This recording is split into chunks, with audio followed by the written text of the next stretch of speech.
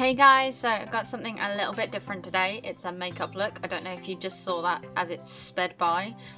But basically I'm using a kind of makeup called, well, it's by Primark, but it's a visual effects makeup. It turns out to not be very good because what I am doing today is a request for a makeup inspired by my character from the novel I've been writing for forever, Evelyn Shepherd.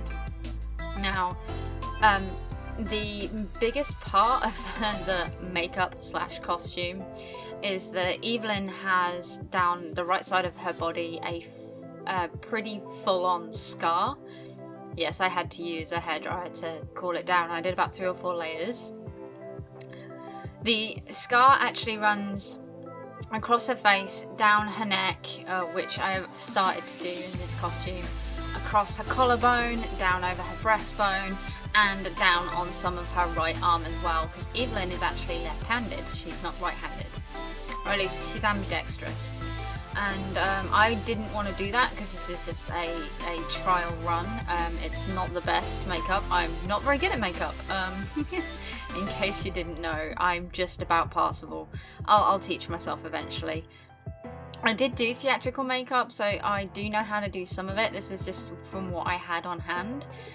So I am tempted to get hold of some liquid latex and see if I can make myself a nice prosthetic that'll actually work better with Evelyn in the future if I do another makeup kind of design. So she is a natural redhead. I am not a natural redhead. So my skin tone is darker than hers would ever be, but I didn't want to try and lighten my makeup, or my skin tone, if that makes any sense. I do have some foundation that's slightly lighter, and that might work in the future, but again, this is a learning. This is just one of those, let's see what I can do with what I have on hand. So I wanted to darken up the scar a bit because this is supposed to be like a couple of months maximum, maybe a couple of weeks after the end of the first book. So some scars, as people know, do go white. I do actually have a new scar on my arm from an accident at work that is so dark it's ridiculous.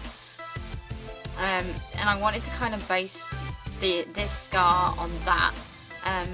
So now I'm just adding in some red, using lots of different brushes because I can't figure out which one actually works.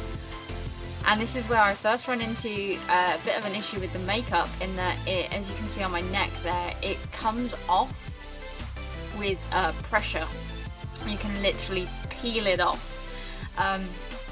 So if you do get this kind of stuff, I would recommend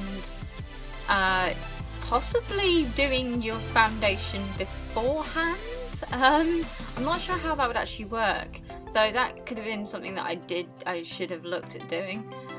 I apologise that I'm talking at the moment. I have no idea what I said. Probably something along the lines of, and now I don't know how to do makeup, because I really don't. I am not good at makeup, but I suppose there's always learnings. Yeah, so Evelyn's makeup looks are actually quite subdued because she is a police officer. I think the makeup that I'm going to do for her today is the most dramatic that she would have at work. And I'm terrible at brows, by the way, so please bear with my terrible attempts at doing brows, because like I said, I'm terrible and I don't really watch makeup, but I think it kind of works for me. Probably not the best, but it works. So yeah, I've got to show you this. My Pangolier new eyeshadow palette. It's from Superdrug. It's amazing. Go buy it. The pigment comes out really nice. I really like the makeup.